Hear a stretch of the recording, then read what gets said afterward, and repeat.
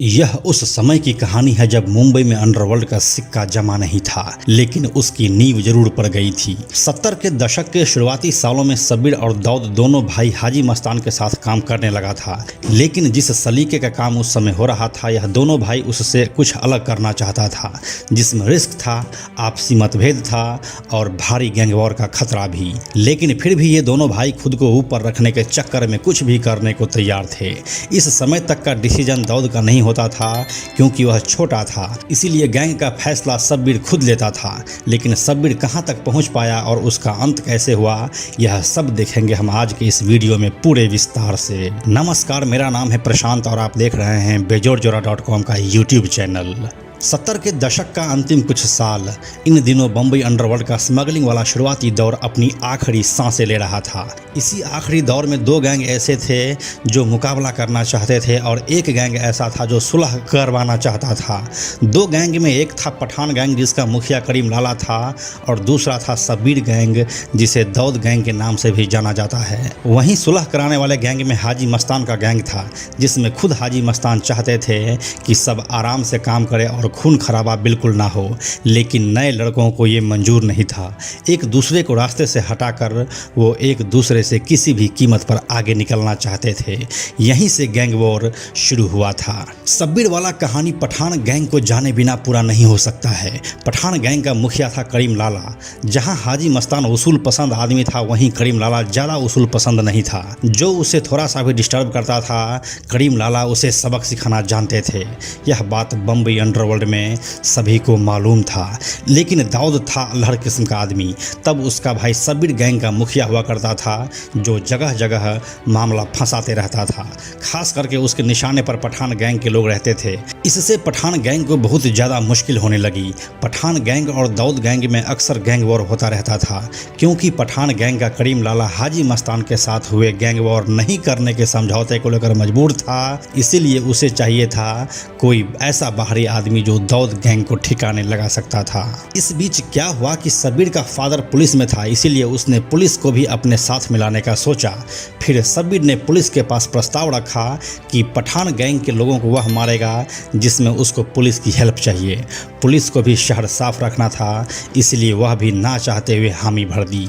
लेकिन यह औपचारिक सा सौदा बॉम्बे पुलिस को बहुत भारी पड़ने वाला था। दाऊद और पुलिस का यह खेल पठान गैंग को बहुत भारी पड़ रहा था और आए दिन उसके गुर्गे गोलियों का शिकार हो रहे थे। पठान गैंग एक मजबूत गैंग था जो अपने सामने यह सब होते हुए नहीं देख सकता था। इस समस्या का कुछ तो समाधान निकालना ही था। पठान गैंग को अब एक ऐसे लड़के की जरूरत थी जो बाहरी हो। पठान और सब्बिर गैंग की दुश्मनी जगजाहिर थी। पठान गैंग किसी भी तरह से सब्बिर को अपने रास्ते से हटाना चाहता था। यहीं पर मेन स्ट्रीम बॉम्बे अंडरवर्ल्ड में एंट्री होती है मान्या सुरभे की। मान्या सुरभे को सुपारी मिलती है सब्बिर कास्कर को मारने की। मान्या सुरभे भी इस बात को समझ लेता है कि मेन स्ट्रीम अंडरवर्ल्ड में आने का इससे अच्छा मौका नहीं मिल सकता है, क्योंकि पठान गैंग सामने से उसके पास आया है। मान्या सुरभे यह सुपारी ले लेता है। हमने आपको मान्या सुरभे की पूरी कहानी सुना दी है, जिसे आप ऊपर के आई बटन पर क्लिक करके देख सकते हैं। साथ ही उस वीडियो का लिंक आपको नीचे डिस्क्रिप्शन में भी मिल जाएगा।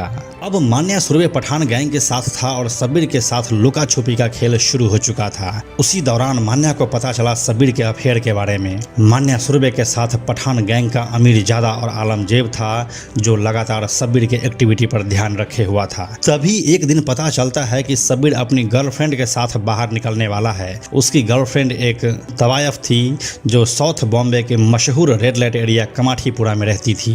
12 फरवरी 1981 की रात को सब्बिर अपनी गर्लफ्रेंड के साथ रात को अपनी कार से घूमने के लिए निकला। थोड़ी ही दूर चलने पर पीछे से एक एम्बेसडर कार उसका पीछा करने लगी। फाइनली उसके गाड़ी को प्रभा देवी के पेट्रोल पंप पर चेज किया गया। पहले से ही उस गाड़ी में तैयार बैठे अमीरजादा, आलमजेब और मान्या सुरभे समेत 5 लोगों ने तो पहले उसकी गर्लफ्रेंड को गाड़ी से बाहर निकाला और फिर जब तक सब्बिर संभल पाता तब तक उसके ऊपर गोलियों की बौछार हो चुकी थी। सब्बिर मारा जा चुका था। पठान गैंग का बदला पूरा हो चुका था। पुलिस की डायरी में गैंग वॉर दर्ज होने लगे थे। मान्या सुरभे भी अब मेन स्ट्रीम अंडरवर्ल्ड में आ चुका था। दाऊद इब्राहिम भी अब बदला लेने को निकल चुका था। और यकीन मानिए, यह बॉम्बे अंडरवर्ल्ड का वह घटना था जिसके नींव पर दाऊद ने आगे चलकर पूरी की पूरी इमारत खड़ी कर दी। तो यही थी दाऊद के भाई सबीर इब्राहिम की पूरी कहानी। इस कहानी के संदर्भ में अपनी राय आप हमें कमेंट बॉक्स में ज़रूर दीजिए। बाकी अंडरवर्ल्ड के और सभी वीडियोज़ को देखने के लिए हमारे मुंबई अंडरवर्ल्ड वाले प्लेलिस्ट में ज़रूर जाएं। अंत में एक और ज़रूरी बात, हमने बेजोड़ जोड़ा का एक टेलीग्राम चैनल भी बनाया है जहां आपको हमारे सारे वीडियोस के लिंक सबसे पहले मिल जाएंगे। इसलिए आप लोग टेलीग्राम पर भी हमसे जुड़ें। टेलीग्राम पर हमसे जुड़ने के लिए सिंपली आप टेलीग्राम ऐप के सर्च में जाकर बेजोड़ जोड़ा लिखिए और चैनल पर जाकर ज्वाइन बटन क्लिक कर दीजिए। आप हमसे जुड़ जाएंगे। यह वीडियो अगर आपको पसंद आया तो इसे लाइक और शेयर जरूर करें। आने वाले वीडियोज़ के लिए बेजोड़ जोड़ा को सब्सक्राइब करके बेल आइकन को टच करना ना भूलें। Thank you so much.